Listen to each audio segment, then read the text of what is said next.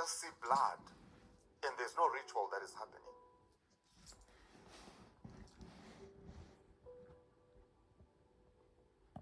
If you're in the occult and you make a mistake of sleeping with a woman who's on her periods and you see blood,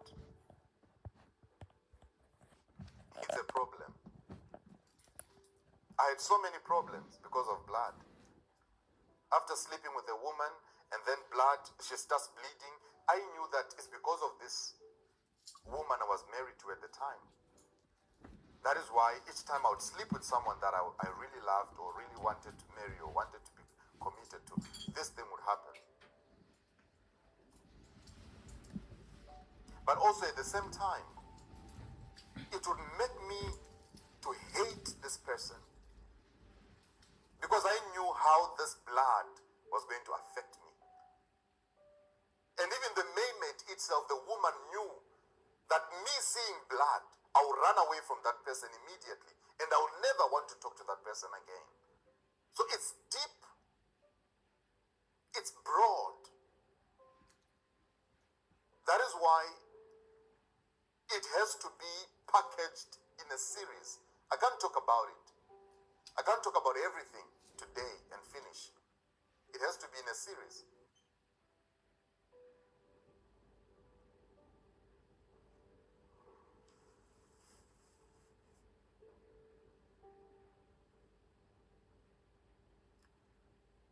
There were towels there were white towels, white mini towels that I used to have, that I got from the cult. And most of these towels, I used them on women. Each time I would sleep with a woman, I go to the bathroom, I take my towel, white towel. I take my white towel, I make it wet, and then I would go and use it to clean up the woman. Now the woman will be thinking, oh my God, this guy is so romantic. After having sex, he's coming to clean me and wipe me and everything. Oh my God. Now when I take the towel and I use it to clean the woman, I would make sure that I take that towel, I put it in the bathroom, because all I needed was that fluid that comes out of a woman during sex. And I will use my towel to wipe it. Then after wiping it, I would keep it. Rituals were done. Some of the women, you realize that they are empty. There's no star on their head. There's no glory in their hair. You know, spiritually they are empty. They don't have any virtue. There's no virtue. I would know after sleeping with her and I wipe with a towel. When I take the towel and I do my things, I would know that this one is empty and I'll just take the towel and I'll throw it away. But to some, I would know that there's something here. And rituals will be done. And we collect the star. We collect the glory. So whatever luck that would be upon that particular woman will be transferred to me. I don't know if I should continue with this episode because this was not the plan. The plan was to continue from where I left yesterday when I went to Harare. Like so many of these towels. And all the women I slept with, I would make sure that I have a towel every day. If I run out of towels, I'll go and look for towels. Because they were part of the rituals.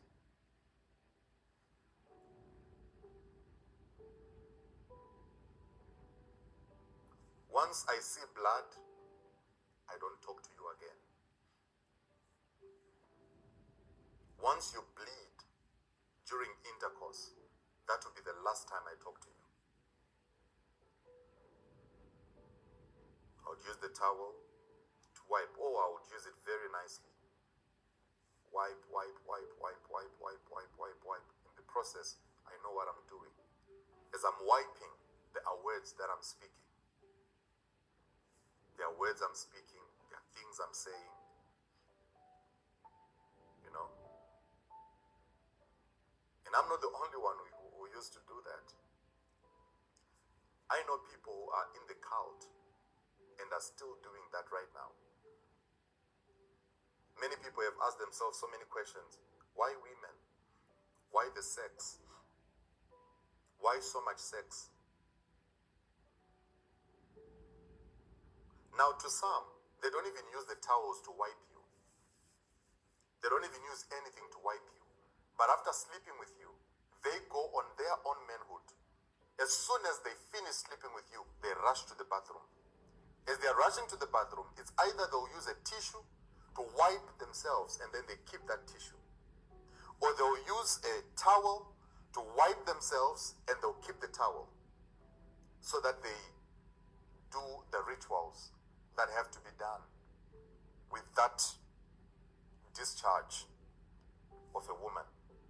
Now you must understand that a woman is an incubator of the next generation. Without the incubation of the next generation, there is no next generation. Now, the reason why the discharge of a woman is so important in the cult, it is because that is where the next generation is conceived. That is where the next generation is carried, in the private part of a woman. The reason why the discharge is so important of a woman in the occultic world, in the occultic kingdom, there is nobody who can ever walk in this world without passing through a woman. And the only legal exit, or rather the only legal entry into this world, is through a woman's private part. Now, if women understand the importance of their private part in the occultic kingdom, you will learn to close your legs, and you will learn to keep your legs closed at all times. You don't know what you are carrying in between your legs. No matter how hopeless your life can be, you must always remember my words. Always remember what I'm telling you right now. You are an incubator of the next generation. Without you, there is no us. Without you, the next generation does not exist. You are the seed carriers of the generation to come. The Bible said, your seed, to Eve, your seed shall crush the head of the serpent. That was God speaking to Eve after they fell from grace. He said, your seed shall crush the head of the serpent. Not you, but your seed. You might think your life is non-productive, but wait until you see what you're going to produce. Before you open your legs to a prophet, watch this video. Before, in fact, on this episode, Kebaki, on this episode, let me not continue from where I left yesterday, but let me give details surrounding the sex, the women and everything in the church in this episode. Then in our third episode, which is coming, I'm going to start from where we left on my journey to salvation, to the occult and everything. I have jumped so many things to come and talk about what I'm talking about right now. But listen, if you are involved with a pastor, a prophet, an apostle, or whatever, men of God, men of cloth, whatever, be very, very careful. Be very careful. Any sex that you have with a prophet or an apostle or a pastor who is part of the occultic kingdom, you must know it is a loss to you and a gain to the one sleeping with you. Many of you, after, I can say this right now, in as much as it's information that I wouldn't want to share with anyone. But I just want to put it out there that if you ever slept with me from the time I was 20 up until 2019 or before 2019, go and get deliverance. Go and receive prayers. And as you are receiving prayers, make sure you receive these prayers from a true man of God. Don't go to somebody who's also part of this, because he's also going to sleep with you. If I slept with you from the time I was 20 up until around 2019, in fact, up until, yes, beginning of 2019, or beginning or mid 2019, somewhere there, get prayers. Some of the things that are not going well in your life, they might be because of some rituals that were done. Now I feel pity for slay queens. I feel pity for slay queens. The Santon life, I have lived it to the fullest. I feel pity for slay queens who love to sleep with different men in Joburg, in Cape Town, in Durban, anywhere. I feel pity for slay queens because they don't know what they are doing. You are sacrificing your next generation because of 2 minutes enjoyment. You are sacrificing your entire generation because of a Louis Vuitton bag. The men that you are sleeping with, especially most of my African brothers or most of my African brothers, some of them are involved in the cult, and some of them are not even pastors, but they are rich and they've got money. They are wealthy, but they don't have any traceable business. But because slay queens in South Africa enjoy the money and they forget the source of the money, 10 years and 15 years down the line, after you are done sleeping with this man, for Louis Vuitton bags, for Gucci sneakers, and all these champagnes that you are popping every day, the Beverage and all oh my goodness, all what do you call it, the Ace of Spades, the Dom Perignon, all these things. I know all of them because I've been there. You are sacrificing your entire next generation because you want to enjoy today. You see them popping champagnes in the nightclub for you.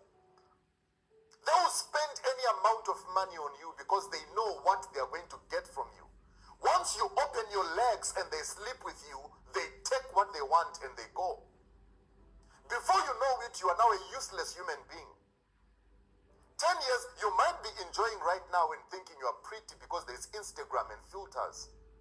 But there will come a time when the Instagram and the filters and the Snapchats and all the TikToks and everything will not be existing anymore. There will come a time where no matter the amount of filter that you put on your face, you will still not look pretty. A time like that is coming. And it is then you will remember how much you wasted your life sleeping with occultic men.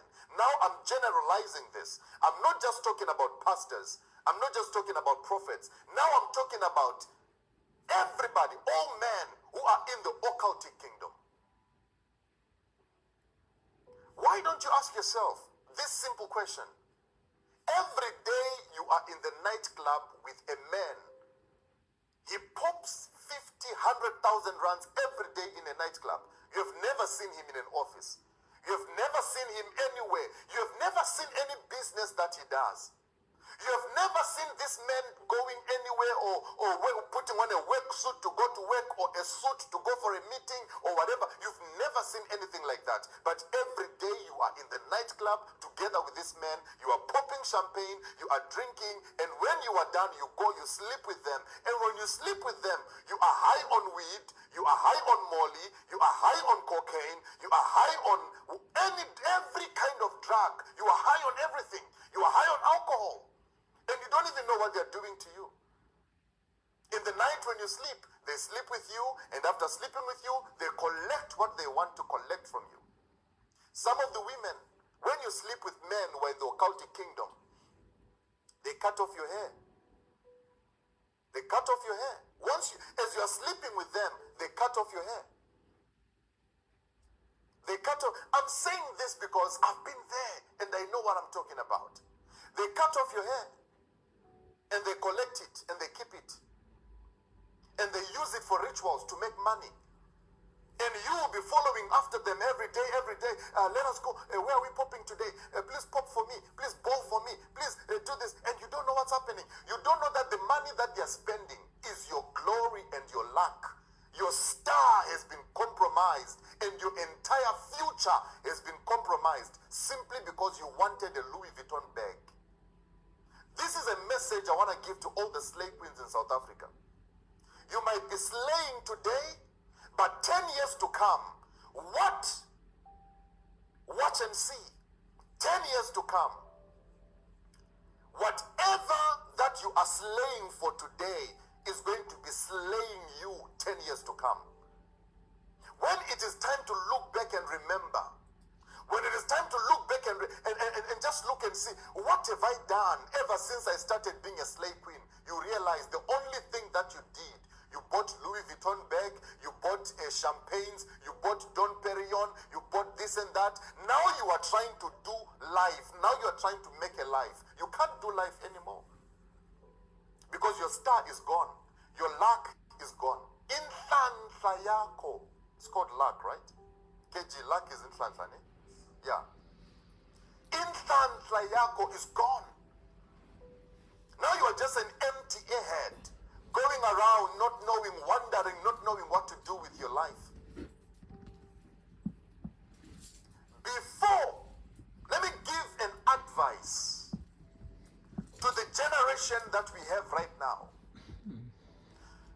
We have a generation of airheads, generation of empty heads, inspired, or rather a generation that has got role models who are slay queens, role models who are occultic men, fraudsters and scammers. Those are the new role models that we have in South Africa, in Africa, in the whole world. You see them slaying on Instagram and making money on Instagram, and you see them looking good, buying Louis Vuitton, Gucci and everything. You don't know how they're getting that. We are a wicked, doomed generation, taking inspiration from slay queens who spend 100% of their time opening legs for occultic men and being used for rituals, and they don't know that they are being used for rituals. Wake up and smell the coffee. Wake up and smell the coffee. Now I know you are there, you're on Instagram, you're on Twitter, you're on TikTok and everything. And some of your role models are slay queens. Let me disappoint you today. As long as they don't show me the business they are doing, that means they are making money by opening their legs to occultic men who are using them for rituals without them knowing. As long as your slay queen who inspires Very you true. does not have a solid business that we can see. Mm-hmm. Now, I'm not just talking to Christians in this episode. I'm talking to the entire country at Wake large up, ladies. that is inspired by slay queens. Back in the days, we used to take inspiration from people like Brenda Fassie. The young Stop letting generation them used to take steal your inspiration from people like glory. Brenda Fassie because Know everybody knew how thyself. Brenda Fassie is making her money. She's making We are her powerful money through women. music. We used to take inspiration from people like which names can I even bring up? Yvonne Chaka Chaka. We used to have actors and actresses being the influencers, influencing people's lives, the young generation. What do we have today in our time? We have got slay queens, fraudsters, and scammers influencing the young generation. That is why the next generation to come is going to be a generation of thieves and prostitutes. It's going to be a generation of thieves and prostitutes. Because the next generation, there's not going to be slay queens. Slowly but surely, everybody is slowly realizing that this thing of being a slay queen is actually prostitution. That is hidden under a banner called slay queening. Today you are slaying, tomorrow whatever you are slaying for today is going to slay your life. Your entire life is going to be wasted simply because you want to slay. Close those legs. Go and look for a job. Now, this is the reality, and this is the conversation that South Africa is not willing to have. I'm telling you. Do you know that when you meet these occultic men, they don't mind spending any amount of money on you? They don't mind. Because they know that what they're going to get from you is 1,000 times more than what they are giving you. I'm talking about slay queens that you just call and most of them are role models of all these kids on the internet. But we know them. You call them, hey, how are you? Where are you? Listen, come over. I'll give you 10,000 rands. Please come. Let's just do the deed. Then they'll come rushing. Then tomorrow you see them slaying on Instagram, on Twitter, posting money. Oh, soft life, darling, soft life. No, it's not soft life. That is vagina life. You are using your vagina to make money. God gave vaginas to people. God gave vaginas to women so that they can be used as reproductive organs. But our slay queens in South Africa, Zimbabwe, Nigeria, and all over the world have turned the reproductive organ into a money-making organ.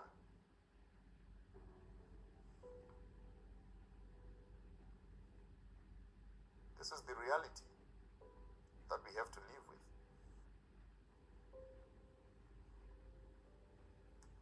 Let me not get lost along the way. Let me come back to the church. I just had to pass through there and just say something, just in case some of the people who are watching me right now. I know you all want to be like your slay queens. You all want to be like your slay queens, You all want to be like your slay queens. Now today on Instagram, if you're not showing your bums, no one is going to follow you. This is the kind of generation we have.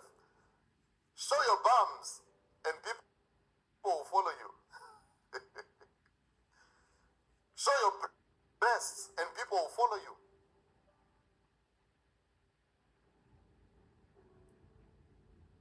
But 10 years to come, you're going to look back and think, oh my God, if only I met one man and I committed myself to him, planned the future, I'll be far by now. There is a time that is coming. Those who were slay queens 10 years ago are no longer slay queens today. Those who were slay queens 5 years ago, today they are no longer slay queens. I'm telling you. But anyway. So, I have touched on so many things tonight. I've touched on so many things tonight, and I feel that the next episode is gonna be brutal. But before we talk about the next episode, I'm back here. When I went to Ghana, we went to the sea.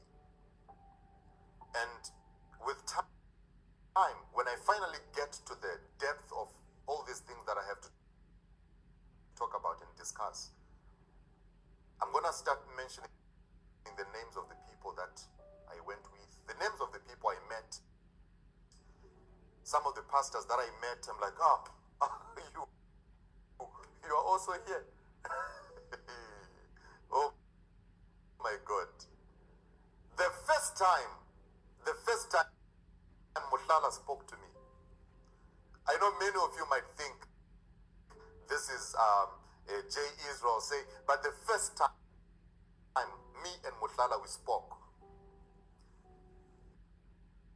I said to him, when I was in Ghana, I heard your name, and he laughed. That is how we became friends, me and him. I said to him, when I was in Ghana, I heard your name. And his friends were also there. And we were sitting with other people, and then you quickly said, hey, Baba, there are things that you speak about in front of people, and there are things that you don't speak about in front of people.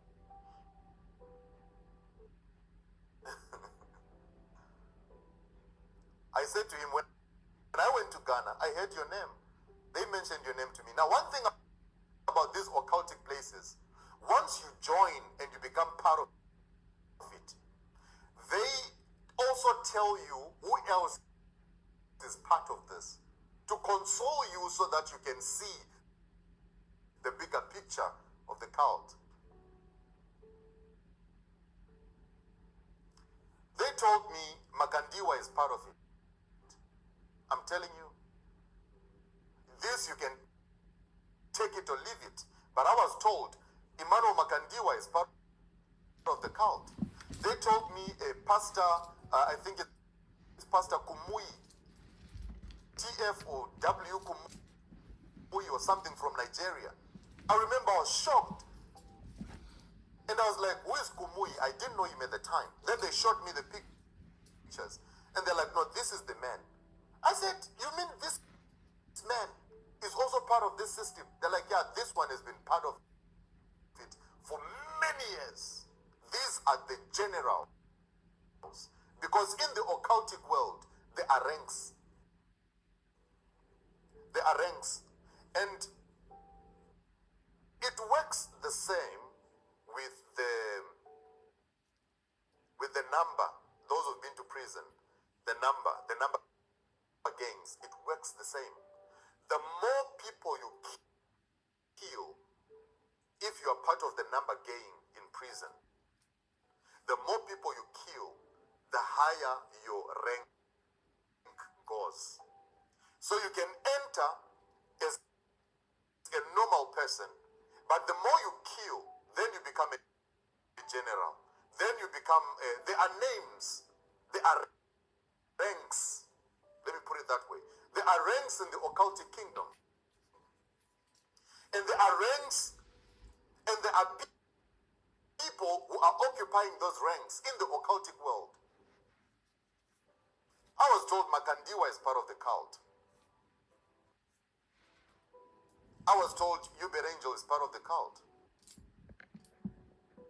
I was told Victor Kusi Boateng